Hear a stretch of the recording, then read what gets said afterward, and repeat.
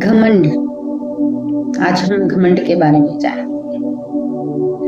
घमंड ये ऐसी चीज है जो बढ़ती व्यक्ति को नीचे जमीन पर गिरा देती है। कहाँ से आया ये घमंड और कैसे व्यक्ति के अंदर ये एंट्री कर जाता है और कैसे एक व्यक्ति को ये नीचे गिरा देता है। हालेलुया।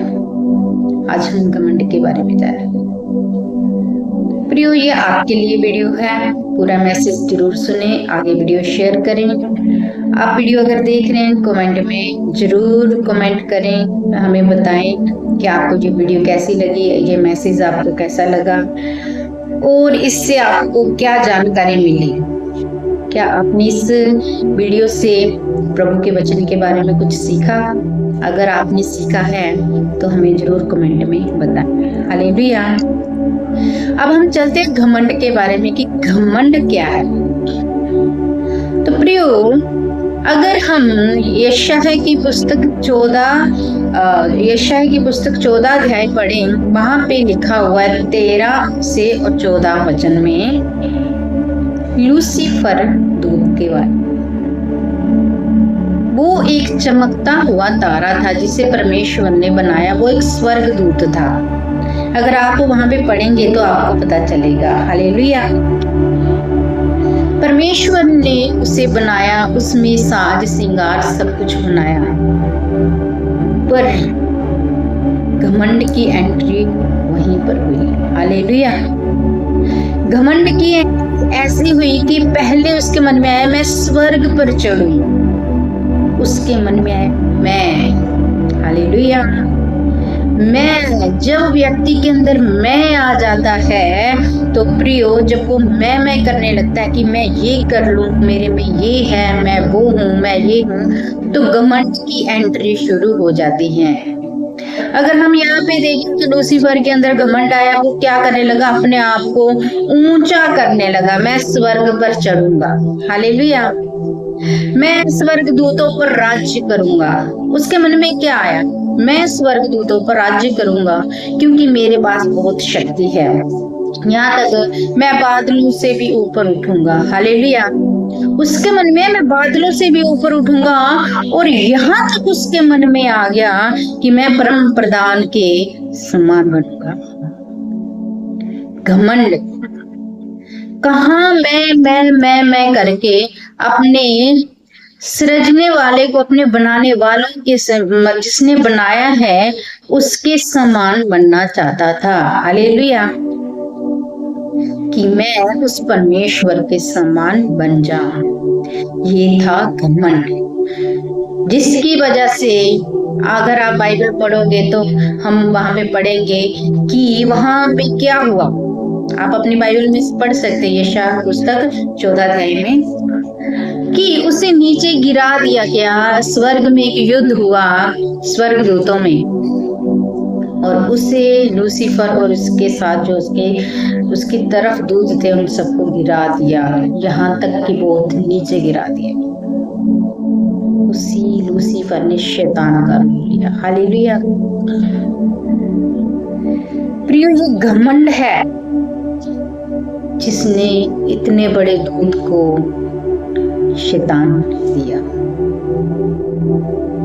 अगर हम वचन पढ़ें, नाश से पहले घमंड और पतन से पहले घमंडी मन होता है। ये आप नीति वचन 16 अध्याय के 18 वचन में पढ़ सकते हैं कि नाश से पहले घमंड और पतन से पहले घमंडी मन होता है। नाश होने से पहले घमंड आता है और जब उसका पतन होने वाला है तो उसका मन घमंडी हो जाता है। तो प्रियो, हमें क्या करना है? हमें अपने अंदर घमंड नहीं आने देना। हमें मैं नहीं करनी कि ये मेरा है, मैं ऐसा बन जाऊं, मैं ऐसा कर लूं। मैं मेरे अंदर नहीं आना चाहिए। मैं हमारे अंदर नहीं आना चाहिए। मैं ये वही है जो लूसीफर के अंदर आया था कि मैं ये कर लूं, मैं इसके समान बन जाऊं, मैं परमेश्वर के समान बन जाऊं, मैं स्वर्गदूतों के ऊपर राज्य करूं, मैं ऊपर चढ़ जाऊं, मैं स्वर्ग पर चढ़ जाऊं। मैं हमारे अंदर नहीं आना चाहिए। हम परमेश्वर की हुई सृष्टि हैं। अगर घमंड किसी व्यक्ति में आ गया, वो घमंड उस व्यक्ति को नाश कर देता है। हालेलुया। तो प्रियो, जब परमेश्वर आपको ब्लेस करता है तो आप नम्र रहें, परमेश्वर के अधीन रहें। भूले मत कि परमेश्वर ने आपको बनाया है। जो भी आज आपके पास है वे ये सब उसी की देन है। ये सब परमेश्वर ने दिया है। अगर घमंड आ गया तो परमेश्वर ये सब वापस भी ले सकता है। हालेलुया। नाश होने से पहले घमंड आता है, घमंड आता है। इसीलिए घमंड को अपने जीवन में प्रवेश ना करने दें। अगर घमंड प्रवेश कर जाता है तो हम परमेश्वर से बहुत बहुत बहुत दूर हो जाते हैं। हालेलुया। इतनी दूर कि आप समझ सकते हैं। एक घमंड की वजह से आज ये वो लूसीफर पूरी दुनिया में परमेश्वर के लोगों को कैसे सता रहा है। वो परमेश्वर की जगह लेना चाहता था, वो राज्य करना चाहता था, वो मैं करना चाहता था। लेकिन आप जानते हो, परम प्रधान परमेश्वर ने हम मनुष्य को बनाया और हमारे लिए प्रभु यीशु मसीह जी को दिया, अपने इकलौते पुत्र को दे दिया, ताकि जो कोई उस पर विश्वास करे वह नाश ना हो परंतु अनंत जीवन पाए। हालेलुया। तो आज अनंत जीवन पाने के लिए नाश नहीं होना, हमें अनंत जीवन पाना है। और वो जीवन प्रभु यीशु मसीह के पास है।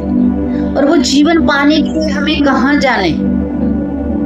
कहीं नहीं प्रियो।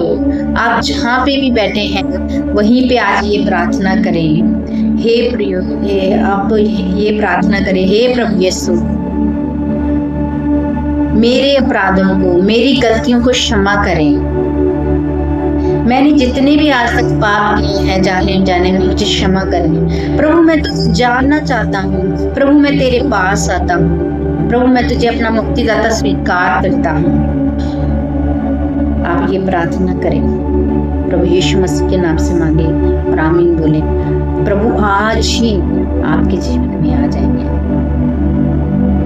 आपको कहीं दौड़ने की, कहीं जाने की जरूरत नहीं है। आप जहाँ पे बैठे हो अपने कमरे में जाओ, परमेश्वर से दुआ करो, प्रभु आपको क्षमा करेंगे और एक नया जीवन देंगे। अगर आपसे कोई गलती हुई है आप आज ही क्षमा मांगिए, क्योंकि प्रभु का आगमन बहुत नजदीक है। परमेश्वर अपने लोगों को लेने के लिए बहुत जल्दी आएंगे। तो प्रियो, कुछ समय पहले परमेश्वर ने मुझे एक दर्शन दिखाया था कि लोगों को बताओ कि वो तौबा करें, वो पछतावा करें।